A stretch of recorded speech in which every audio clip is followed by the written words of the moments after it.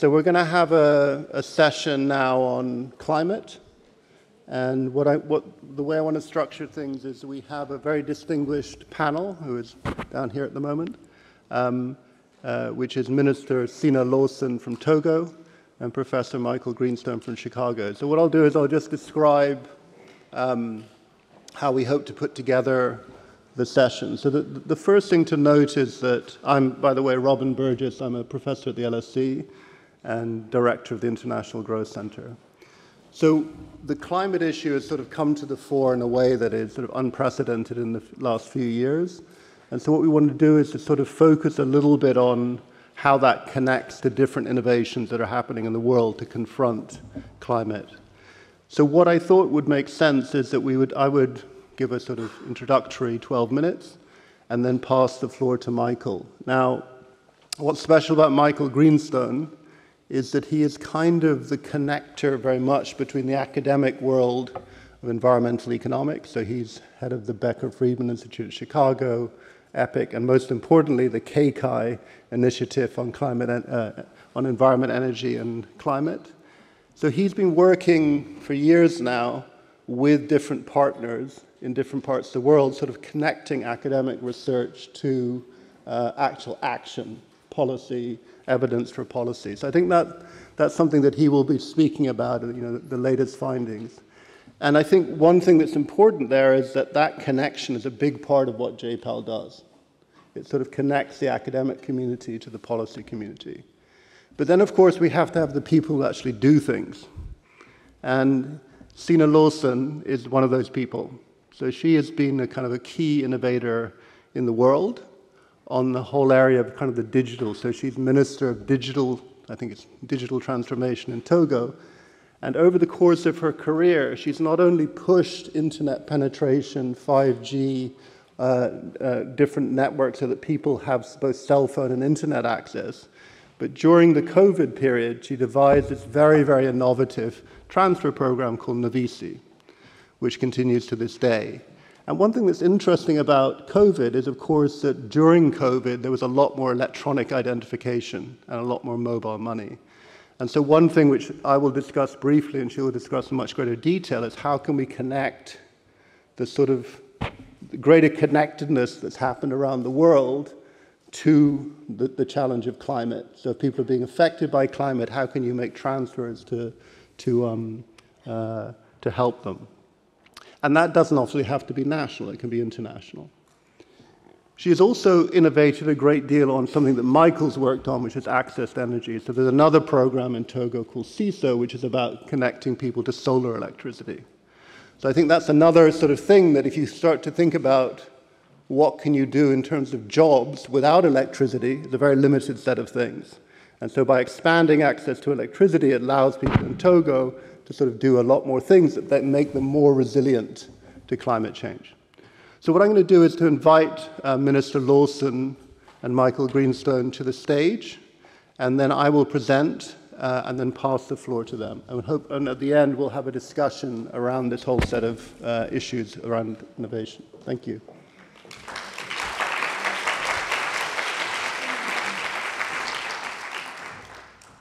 Let me begin by just sort of saying a couple of things which may already be obvious to many of you, which is, of course, that there's these sort of two, the kind of challenge that everybody in this room sort of grew up with, which is the extreme poverty challenge. And then there's a second one, which is also equally important, which is the climate change one. And this session is really about how we connect the two. And one of the issues, of course, is that the latter, the climate change, may be sort of denting, maybe making the elimination of extreme poverty more difficult. And so the way I see things, the sort of, if you put it together, the challenge is how to sort of balance growth and externalities from growth. Because politically, you can't go to an electorate and say, we're going to go on a no-growth agenda. People need to see improvements in living standards, particularly in low-income countries. And I thought I would sort of focus on three areas that I think are interesting in terms of three areas of innovation that could achieve a greater balance between growth and externalities from growth. And these are the three. So climate justice, which connects very strongly to what Minister Lawson will be talking about. And then some ideas I've been working on around conservation, which is a major source of emissions in many countries. And then finally, the thing that is sort of central to Michael's talk, which is clean energy and the spread of clean energy and the use of markets to reduce environmental externalities. So I want to just sort of begin with an old paper, many of you have seen this, with Michael, which looks at the effect of weather on, so this is effects on mortality of different days of temperature in different bins. And the key thing to notice is that the same weather, in effect, has a much more negative effect. It raises mortality much more in India. Now, the really interesting thing from this graph is that when you look at that red graph, that's almost all coming from rural India. So there's a group of people out there in the world who are incredibly vulnerable to the effects of high temperatures in this case, but also in other work have been shown to other forms of environmental damage. What this sort of brings into the sort of room is that the climate justice issue, which is that the people who are being most damaged by climate change are exactly the people who didn't create the problem in the first place. And there'll be a lot more to be said about this, but I think that is sort of a critical point and how one makes reparations, how one designs transfer programs to deal with that central point. Now, some work with colleagues at the LSE, we at MIT, we have worked a lot on poverty traps, and this is a sort of a graph of what happens when you transfer assets to people. And the critical thing is where the green line intersects the black line, that if you were pushed above there, then you kind of rise out of poverty. If you don't, then you fall back. And the only thing I wanted to kind of bring to the room is that this is interesting because you can then begin to think about whether, and these are very large transfers, so equivalent about per capita expenditure of a whole household in a year, whether these sorts of programs not only are going to be effective against poverty, but whether they also make people more resilient to climate change. And one thing that's sort of unique about this study, which is carried out with the world's biggest NGO, BRAC, is that we followed the women who were kind of above and below that threshold for a long time. And we're going to be going back to follow them more in 2024.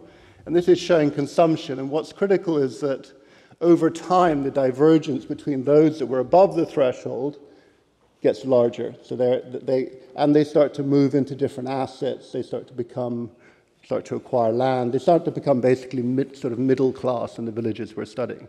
Now, why that's interesting is that potentially them and their children may have been made much more resilient against. So the kids, which we're looking at the moment, are moving much more into non-ag type jobs. So we may have to be thinking not just about disaster relief, but also about programs that actually move people out of harm's way. And I think that's an interest, and not just for the beneficiary, but also for the children of the beneficiaries. And that's something which Cina will be talking more about.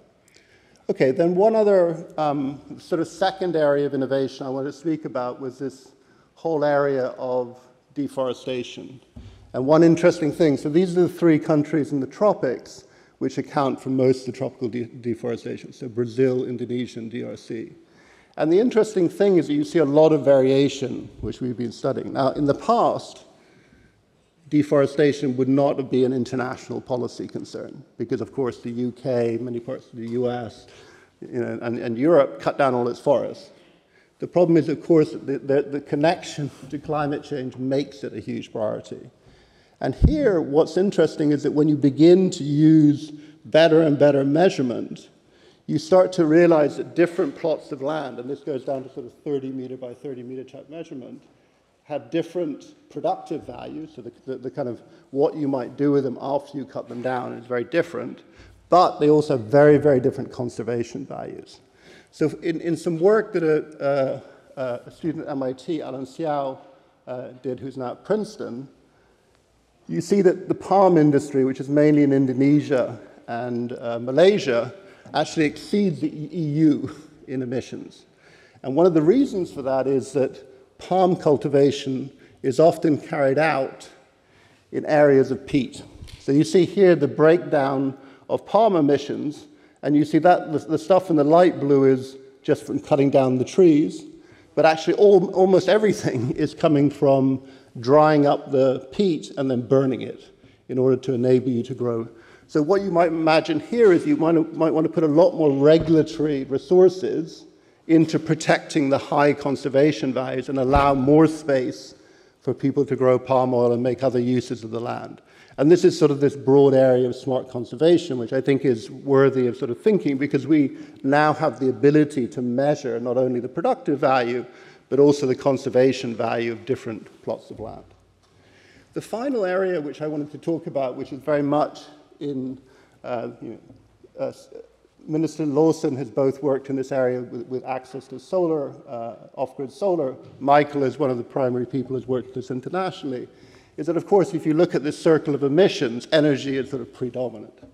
And so I wanted to kind of leave you with a kind of a story that I've been working on, a kind of project with John Van Rieden and others at the LSE.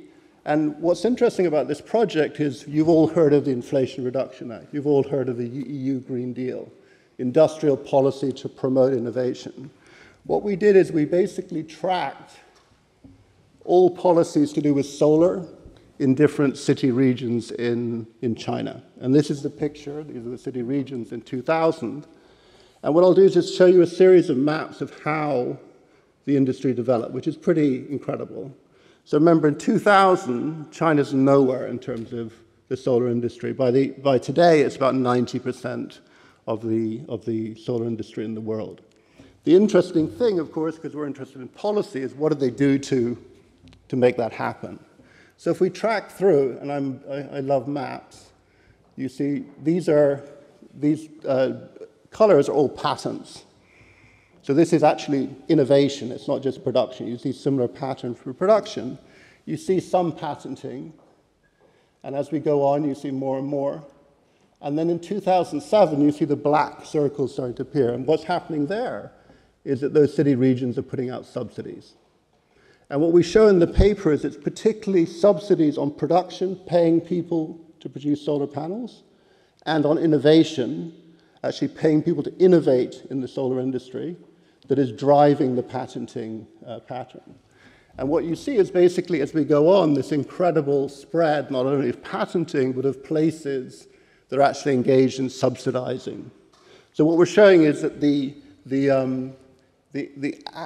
active policy of subsidizing production and innovation really encouraged the growth of the solar industry in China. Now, of course, that's a ray of hope for the world, because what we're working on now is how does that connect to the thing we all know about, which is the fall in the price of solar industry. So it's almost tautological that China would have had some role in that price. But the pattern as we go through, it just becomes more and more pronounced. More and more places doing it, more and more patenting. If we then just run, so this is just a diff in diff, so we're looking at cities that gave a subsidy out in 2007, and this is patenting. What you see is this massive difference. So the cities that were giving out production and innovation subsidies have a lot more patenting going on. You also see that for production, and importantly, you see it for exports. So we were able to tie the actual firms in each of these city regions to the exports, and you see again. So these not only is the kind of state of knowledge expanding, but you get all these panels going all over the world. And there's some very interesting work. This is just showing you that the share in electricity production, the bottom line is orange, the blue line is wind, it's just growing and growing. And so what happens is that as that happens, you displace other more dirty forms of energy. Okay? So there's a very nice paper on Chile that shows when you build a transmission line between the north of Chile and the south, and the solar potential is all in the north, not only do you see much more solar energy, but the prices of all forms of energy drop. So it's changing sort of the competition. It's giving greater weight to clean energy sources in that competition to generate energy. And this is just showing the kind of the cost of solar falling much more quickly than other things. So I wanted to kind of stop this somewhat optimistic message, which is that we don't have to be passive here. We can innovate not just in terms of things like solar, but we can innovate in terms of social protection policies. We can innovate in things like conserving nature. And those things can make a big difference in terms of whether we can steer a path to kind of cleaner growth. That's the sort of, and the last thing I wanted to just sort of mention is that there's been a huge change in the focus, I guess, on environmental issues between the Millennium Development Goals and the Sustainable Development Goals. But one of the problems is when you start to dig into any of those boxes, you don't find a lot of very concrete policies, like proven policies. So in many ways, JPAL has contributed to building a toolkit of policies that work for extreme poverty.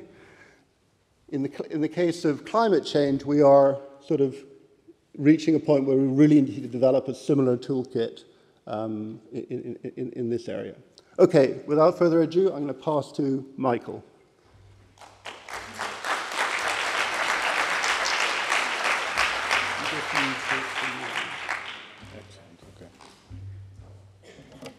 Okay, it's such a privilege and honor to be here to celebrate JPAL's 20th anniversary. There's many organizations that one can belong to and can even belong to, and you can kind of have mixed feelings about or think it's a nice group of people, wish they would do something. None of that is true about JPAL. JPAL is a very nice group of people who are changing the world, both in our parochial world that Robin and I live in, on writing academic papers to understand the world better, but also making the world a better and different place. There's this 600 million number. It's an astounding number, and it's a great honor to be here and to be able to talk a little bit about JPAL and some of the work related to energy environment. So I thought the way I would try and frame this is, maybe somewhat provocatively, I'll say that there's not a climate challenge, although of course there is, but really that there's a global energy challenge, and that the global energy challenge is something that it's important to think of as like a stool that has 3 legs, and it's important to think of all 3 legs at once, not just one leg. And so here, this is per capita electricity consumption in different parts of the world. The United States, where I'm from, it's about 13,000 kilowatt hours per person per year. On the graph, we also have China, which is maybe roughly 5 or almost 6,000 kilowatt hours per person per year. Then India, home to 1.5 billion people, is probably 1,200 kilowatt hours per person per year. And the state of Bihar, where I do a lot of work, is like 200 kilowatt hours per person per year. There's 100 million people who live in Bihar. So that's a totally unacceptable state of affairs if you live in Bihar.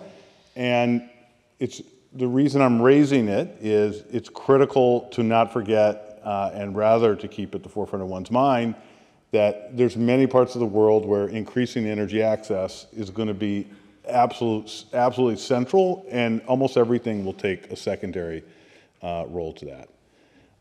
The second leg of the stool of the global energy challenge is that a lot of the fuels that we use to foster income growth and do energy consumption involve the release of particulates, air pollution. This is a map based on some of my own work on what the gains in life expectancy that you could expect if all parts of the world came into compliance with the WHO, the World Health Organization standards. And you can see there's incredibly sharp gains that could be had. And so a challenge is, how do you consume more energy without leading to these terrible local pollution problems? And then the third leg of the stool, which is obvious probably to most everyone here, is that the same fossil fuels that are fueling much of energy consumption around the world today and are projected to in the future also involve the release of CO2, and that's leading, really greatly increasing the odds, maybe that's a gentle way to say it, of disruptive climate change. And here is some estimates of just one dimension of what climate change is projected to do at the end of the century. This is the impacts of changes in temperature on mortality. And you can see that there are the blue areas where it's projected to go down, and that's because the winters will become less harsh. And the red areas are where the summers will reach a zone which Robin showed a few minutes ago, where there'll be very sharp increases in mortality rates.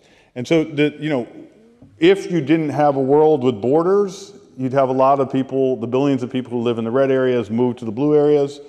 I don't think globally free immigration is happening anytime soon. And so we're kind of stuck with this terrible challenge that we're all facing. So I just want that to be context for what I'm going to say. There's these three legs. You can't think of only one, or you'll make a mistake and not be able to see the problem the way people on the ground see the problem. So how are we doing on, I'm going to give this one example, on executing against, as Minister Lawson's going to talk about the importance of execution, executing against some of these goals. Well, so here's from my own country. This is the cost per ton of carbon abated from a wide variety of policies that the United States has implemented. And in basic economics, we would say, well, actually, we should be, viciously and relentlessly finding the least expensive ton of carbon to abate. And what you can see is the United States at least pursues a wide variety of policies. Many are much more expensive than others. So it's kind of like going to the grocery store and seeing two identical tomatoes. One costs $1 and one costs $10, and continually choosing the $10 one. Here's one illustration of this, just dividing those policies into quartiles of their cost. You can see the highest quartile is almost $1,000 a ton, while there's some policies that it's just $13 a ton. Imagine if we could turn the $900 and shift that into buying $13 per tons. Okay, so, well, how might we go about doing that? Well, one way is, Robin talked a little bit about technical innovation and innovation in solar. Another area that I think where JPAL is changing the conversation, but where historically there has not been enough innovation, has been in policy innovation. Lots of the policies we want to have don't always deliver the things we'd like. And one big thrust for JPAL has been the King Climate Action Initiative, which was started a couple years ago, which I co-direct with Kelsey Jack, who's at UC Santa Barbara. And its aim was to innovate, test, and scale high-impact solutions that combat climate change and poverty.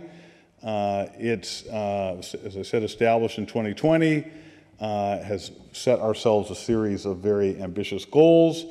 The focus, as per the way I began this talk, is very much a recognition that a unitary focus on climate could cause you to make mistakes that would undermine people's well-being with respect to energy access, or undermine their well-being with respect to air pollution. And so it's very much trying to think about the full global energy challenge. To date, we've gotten out of the gates running. There's been 60 projects that have been, research projects have been funded, and 10 scaling projects, and here's locations that they've taken place around the world. So in the remaining 5 minutes, what I wanted to do was to talk about one of those projects, which is a long-running JPAL project that has been supported by KCAI, which asks the question, can pollution markets work in developing countries? Pollution markets are designed to make sure that we end up going for the least expensive tons. This setting will be for particulate matter, not for CO2, but they're an incredibly powerful tool, of which there are almost no examples of them working in developing countries. And so my co-conspirators, Rohini Pandey, Nick Ryan, and Anant Sudarshan and I actually begun initially with Esther, but she decided that she had better things to do than to continue to hang out with us. Set out to do this project, which was to set up an emissions trading system in a city in Gujarat, which has very high concentrations of particulate matter, maybe 8 times what the WHO would recommend. And it started with taking about 340 plants. They're almost entirely textile plants, kind of medium size, about $13 million in sales, a super competitive part of the economy. And to contrast, to randomize, I'll show in a second, half of them into continuing to be regulated in the status quo way, which I'm going to outline here, and then the second half in an emissions market. And in the status quo way, the regulator is very effective at getting the plants to install pollution abatement equipment and very, very bad at getting them to run it effectively. Just because they don't have the manpower and the resources. They have every desire to, but they don't have the resources to follow through on whether or not it's being run all the time. And this leads to pretty ineffective regulation. And the idea of this study was to contrast that with an emissions trading system, where the emissions trading system would set an overall level limit on pollution across all the plants, in this case in the treatment group, and let them find, through trading with each other, the least expensive ways to abate pollution. And so the hope was, or the test was, would this reduce compliance costs in a way that would make the regulator more confident about having more stringent regulation and ultimately reducing air pollution. And here's the kind of standard RCT cartoon, at least my ham-handed version at one. So half of them are going into the treatment group and half into the control group. And there are three basic results that come out of that. The first, and this is like super important in any program evaluation, was there actually a program? Did something happen? And here on the left, your left, we have the ratio of emissions to permits at the end of each compliance period. And left, it's period 1. And that ratio should be 1. At the end of each compliance period, the polluter should all have to turn in a permit to emit each unit of pollution that they did. And what's striking about it is there's a huge piling up there at the ratio of 1 or 100, I guess I should say. And then there's some guys on the left. Those people actually had permits that they could have sold for money, but they didn't know how to, they were still learning, and so they were kind of leaving money on the table. And then there was a couple permits, a couple plants on the right that were trying to break the emissions market by not having enough permits.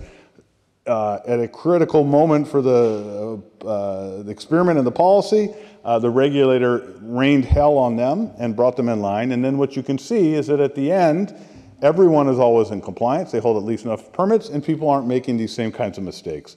So we took that as evidence that the market was working, and there were several other indicators as well. In my final minute, the second result, and this was a little unexpected, was that the emissions market decreased pollution. We had designed it to be kind of apples to apples. And what you can see is the blue guys are the treatment guys and the dotted black guys are the control guys. They had basically the same level of pollution before the market began, and then as soon as it began, it opened up. And there was about a 20 to 30% reduction among the treatment plants. That was, I think, largely driven by the regulator finding that it wasn't very expensive for those plants to comply and tightening the screws on them more than he had been in the control group. Okay, and let me close with the final result. And the final result is, well, what happened? And this is using plants, since there was a reduction in pollution, it was not immediately straightforward using survey data to figure out how to calculate the reduction in cost. So instead, we used the plant's bids in the markets. And what you can see is that the market reduced pollution concentrations, compliance costs by maybe 12 or 15% depending on how stringent the cap was. Another striking feature of that is how shallow that line is. And so it indicates it's possible to get very sharp reductions in air pollution without increasing industry costs very much. And I'll just end by saying we did a kind of back of the envelope cost-benefit analysis. What was the reduction, the value of the reduction in pollution in terms of increasing people's health and through black magic of economics, turning that into money or dollars, and relating that to the cost for industry. And it has an astounding ratio of, let's call it 200 to 1 benefits to costs. The government was so taken with it that they have now scaled up they've moved all the control plants into the market. They're expanding it to other parts of the state and looking at doing it with other pollutants, and we're discussing with other states on how to do it. So thank you very much.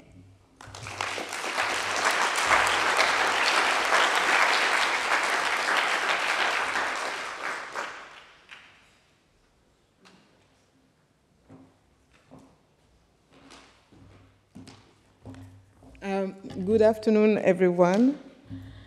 Thank you for inviting me for this talk. I'd like to start by saying that, yes, indeed, climate change affects the livelihood of the poorest communities in this world, and it exacerbates poverty and food insecurity. This we all know. So it's only fair that we mentioned climate justice. It's only fair that we support, these communities. Africa accounts for less than, I think, 5% of global greenhouse gas emissions, and yet the continent suffers the most of the effect of climate change. So one idea would be to directly support the vulnerable communities.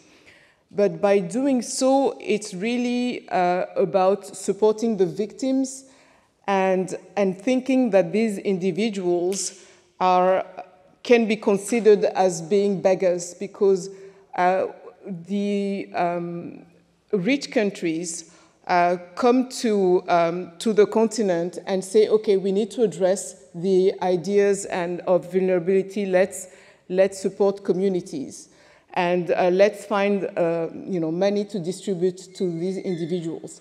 This is the right thing to do. That's one thing, but we have to also look at it from a dignity issue. We believe in supporting individuals by giving cash because they're victims of effect of climate change, but we also believe in supporting them by valuing what they bring to the table.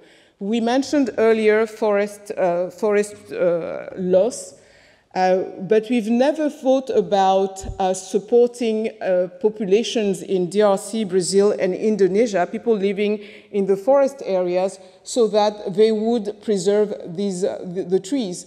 And what we need to do as as the world, as a species, is to really value what we have, the good, and say what is it that these individuals, these continents bring to the table.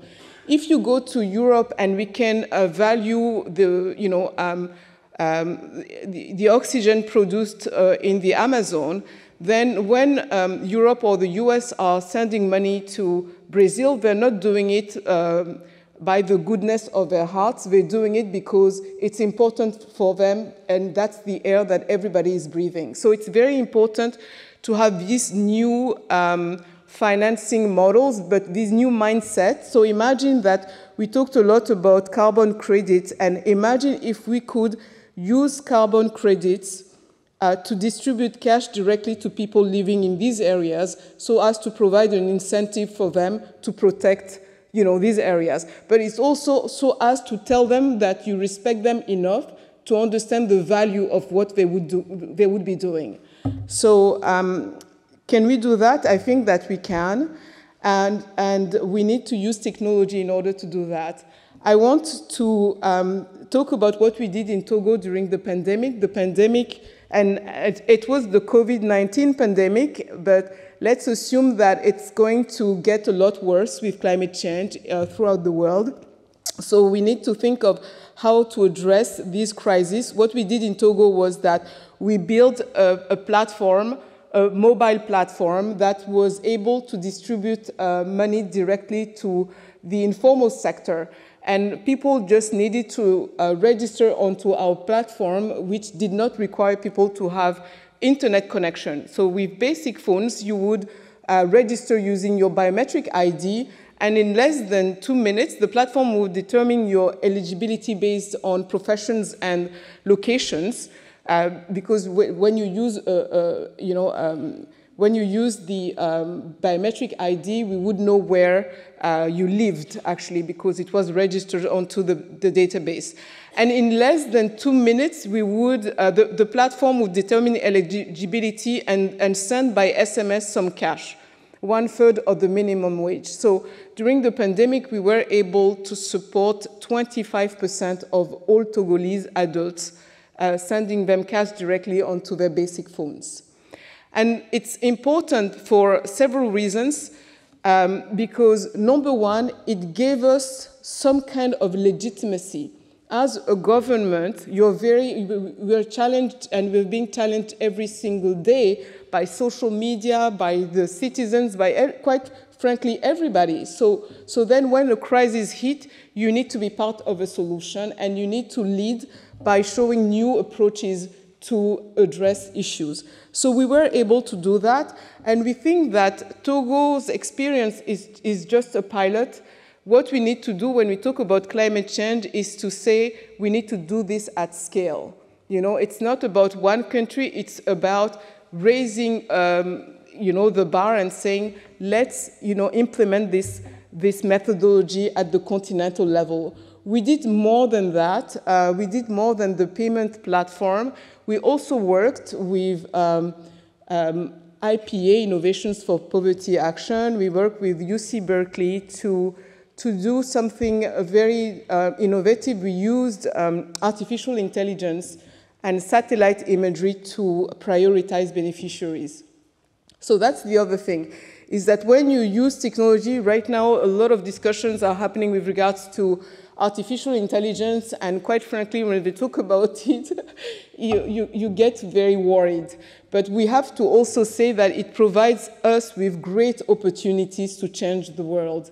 And one example of that is that because we did not have social registries in Togo, we needed to find a very efficient way to improve targeting and the targeting of beneficiaries. So we reached out to Esther Duflo here first and said, Esther, we need to do something. We need to draw the poverty map of Togo. We need to understand for each neighborhood of Togo where the poorest individuals are. And so we were able to do it using satellite imagery and applying an AI algorithms. So then we had the poverty map of Togo. The next question was, who are the poorest individuals living in these poorest areas? And we, again, used artificial intelligence, and this time working with mobile telecom operators, because we used the call data records, the CDRs, the mobile telcos metadata. And so we were able to have the phone numbers of people that the machine, the algorithm determined earned less than $1.90 per day. And we texted these people asking them to register onto our platform using their biometric IDs, and we were able to send them cash provided by a US NGO, Give Directly. So you see, this is doable. We did it in Togo. We think that the whole world should be doing it. But we need to do it in partnerships with the private sector. In our example, we worked very closely with mobile operators because they had the data. But you have other actors that have data. You have the Googles of this world have a lot of data, so we can actually use intelligently this data to solve our issues.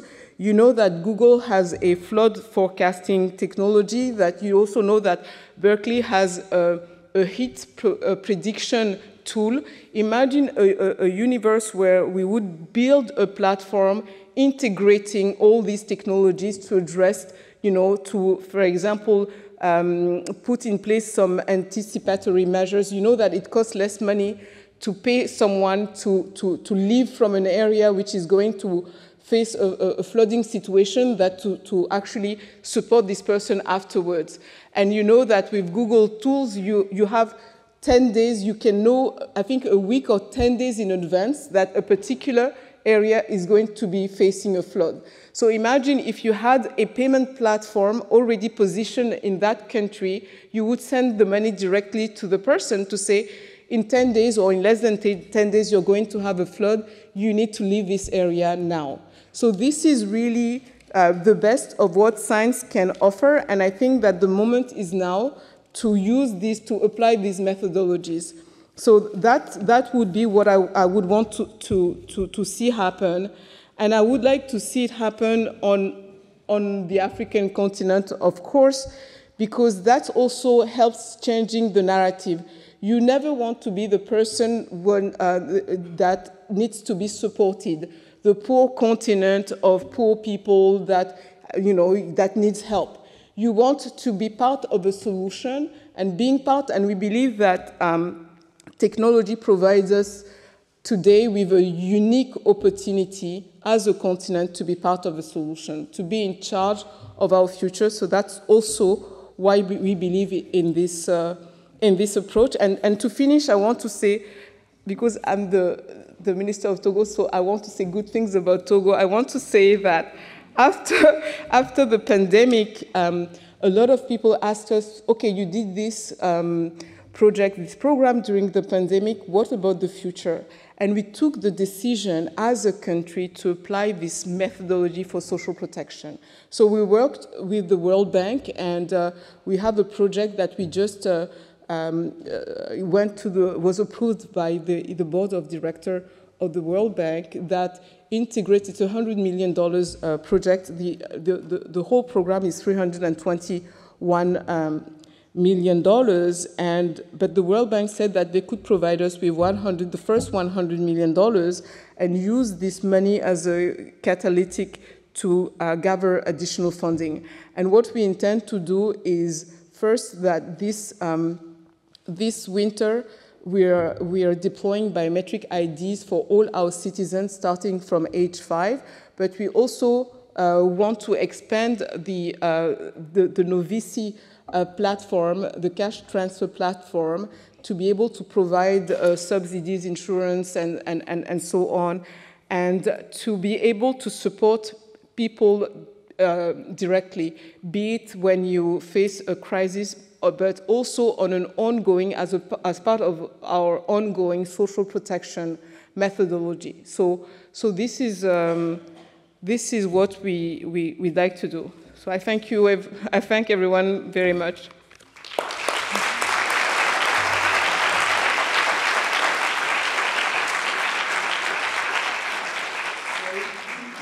think the best use of our time, I think we have about 15 minutes, is that right? According to my clock anyway. So the big thing that I was thinking of when you were both speaking is scaling. So the question I had for both of you is, so maybe Michael first, you've got this sort of particulates trading scheme, you've got a study of it. It seems to have some effects. How do you envisage that jumping? You're saying it's being expanded in Gujarat. What actions could you or others take to get it out of India into other places? Because I think that's really the challenge now, is you've got a few bits of evidence here and there, but the scaling bit is really, everybody says you need systems change, et cetera. So I think, obviously you're talking about different types of programs, but it does feel like the sort of critical issue is scaling. So maybe if you can both talk a little bit about that, maybe starting with Michael. It's a great question. So I think getting scaling within India is probably the first step, and there's been some really good progress in the state of Gujarat and some discussions with the central government, some other states. I think the lesson that I've drawn from it, which is what I suspected it was true when we began, like emissions trading systems or pollution markets, we didn't invent the idea. And there's lots of good evidence of them having worked, although, candidly, never a randomized control trial.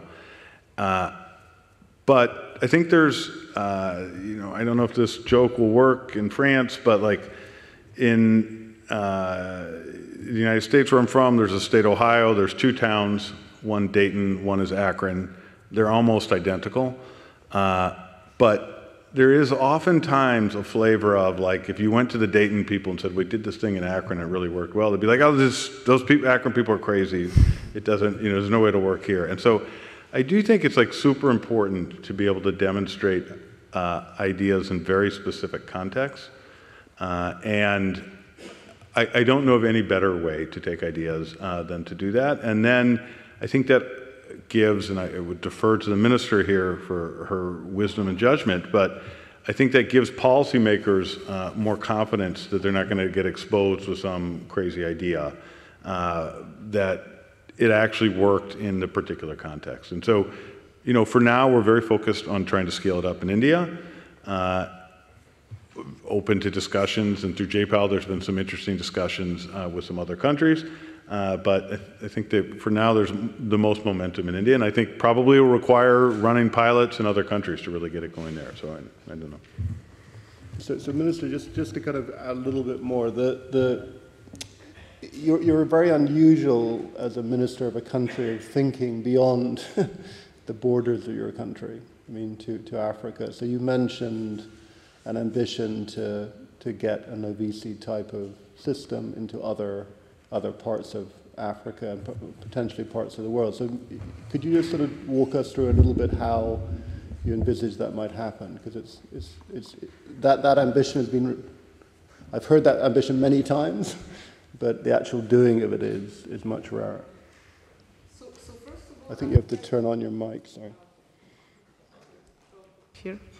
Yeah, so for me, first of all, Africa is one, so it's not about being a minister of Togo. I mean, I care about what happens in any African country. So the idea would be that when you talk about India, it's 1.2 billion people, and Africa is 1.2 billion people or 1 billion people, so it's really the same. It's more difficult to execute in Africa because it's 54 countries. But one methodology could be the first, because you have several components to make it happen. One is funding, because when we talk about supporting directly individuals, you need actually money to distribute. So at the funding layer, we could envisage multilateral organizations creating some kind of a global fund to distribute cash. I mean, it's something that that makes a lot of sense, especially if we decide also that part of the carbon, credit could go to support individuals there. So it would be an effort that would be supported by multilateral organizations. And then it also requires to have an entity, maybe a for-profit or non-for-profit, that partners with governments, because when you talk about having access to CDRs, you need to partner with the private sector. There's a lot of work that needs to be done with the governments. And by the way, they would support the idea, because you're never going to see a government saying no to you coming and saying, I can help support directly your citizens. It's not money that we announce and nobody understands the mechanisms and how you get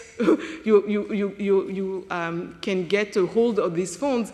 It's funds that are positioned onto a platform that pays people out directly. So it's really purely execution. You just need people with goodwill to do the job.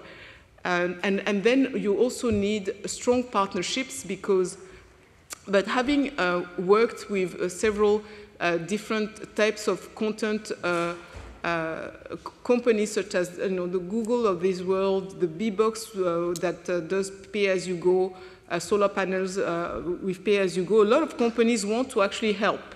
So it's putting all this goodwill into a single project, and you execute, But I do believe we will get there sooner than we think, so we shall see. Brilliant, thank you very much. So one final question for both of you. So I guess there's an issue about what do you call climate policy and what you don't call climate policy. So we know there's many policies called climate policies. But it seemed like from both your presentations that there is this bigger issue that, and Dean mentioned this earlier, that just making you richer could be kind of good for making you more resilient to climate change. So often there is a sort of, as Michael mentioned, a sort of preeminence of stuff that makes you richer in terms of policy. There's a lot of demand for that. So can you both kind of reflect on how we want to start to draw the, and probably as research goes on, we'll find that many policies that are not called climate policies, many of which have been worked on by JPAL, are good for making you more resilient. But do you have a sort of sense, particularly sort of politically, how much we should focus, and let's make it concrete, on access to energy as opposed to clean energy? I mean, that would be, so both reflect on that point, because it does feel like when I go to countries, politically, there's a lot more demand for access to energy than there is for clean energy. But maybe start again with Michael. Yeah, I think this is why I actually don't like calling it the climate challenge, and I like thinking of it as the global energy challenge. And so is not the point I brushed against, but I want to emphasize a little bit more.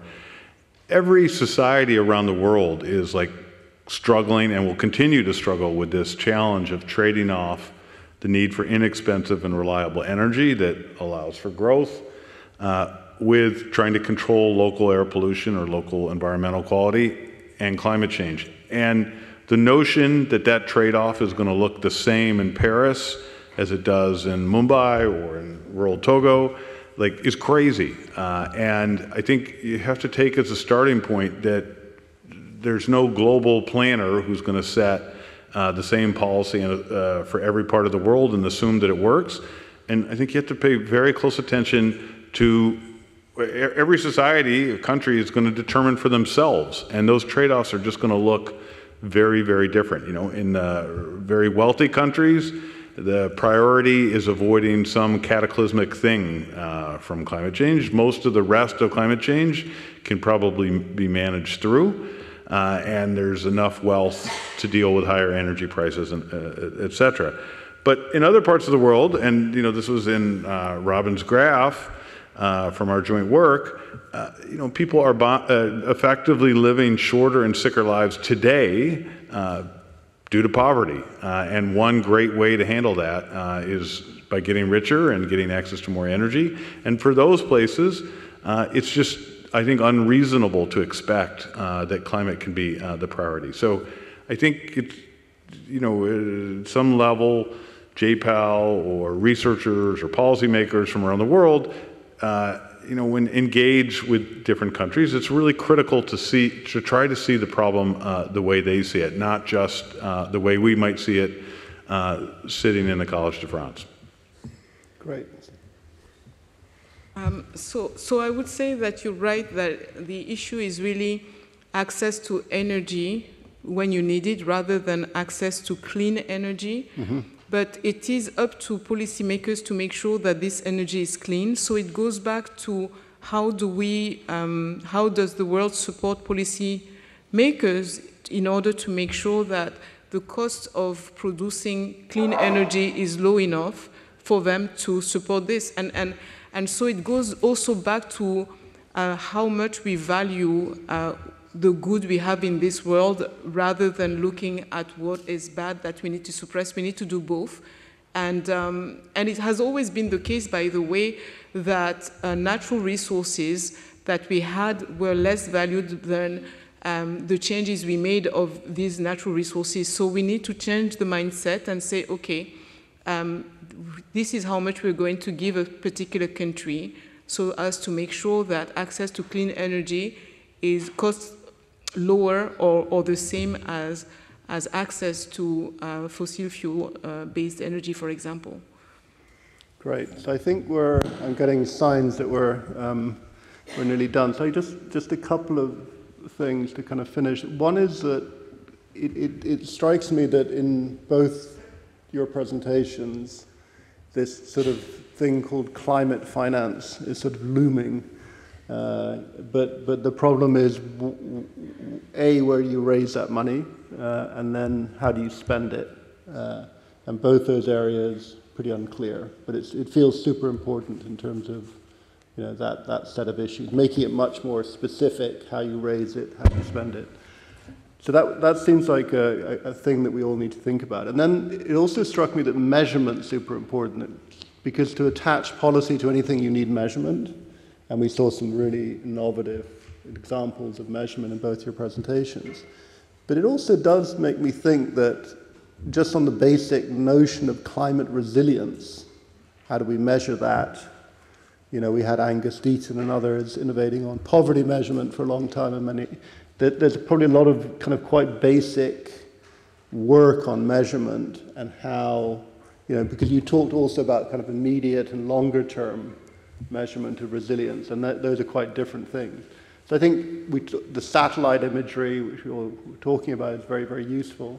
But it does feel like that measurement challenge is going to continue to be important, because then you can attach policy to stuff and you can actually see if it's having an effect.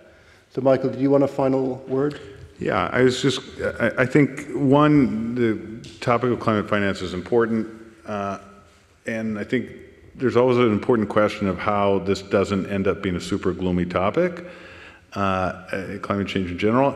And I think it's important not to lose sight of the ball, and the ball here is that the low carbon energy sources continue to cost more than the fossil fuels. That's less true than it used to be, but, and so, you know, if I were in charge of spending lots of money, job one, I think, would be to do all kinds of technical R&D along the lines that Robin was talking about, to try and shrink that, let's call it the delta, the difference between the low carbon and the fossil fuels, because that's the source of the whole problem. If that went away, then we would have then we could stop talking about this terrible problem.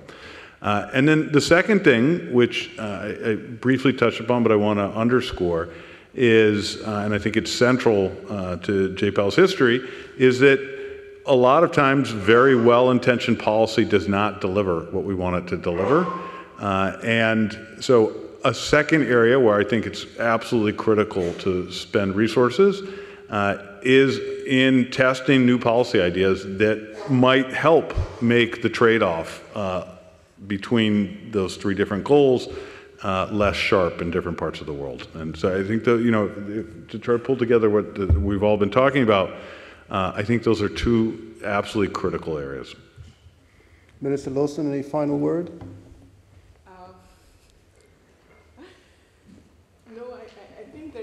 I think there is an urgency to do something else, and that is a combination of preventing people from polluting more, and while at the same time finding new finance mechanisms. So I want to share a story. The past few days, the world was, you know, reading social media or watching TV, and these 5 people who were in this in the Titan, you all know what yeah. Who died recently. So imagine it's us in this Titan, and you have someone. We know that after a certain number of hours, we're going to run out of oxygen, and at the same time, there is one person among us smoking a cigarette. And so he's smoking the cigarette, and we're talking about the fact that at some point we're going to run out of oxygen. Should we not at first prevent him from smoking the cigarette, and then also finding new ways to survive? And I think that right now we're talking a lot about new ways to address the issue, and we don't spend enough time to stop what is going on and is harmful today. So I think that this is my take. We need to do both.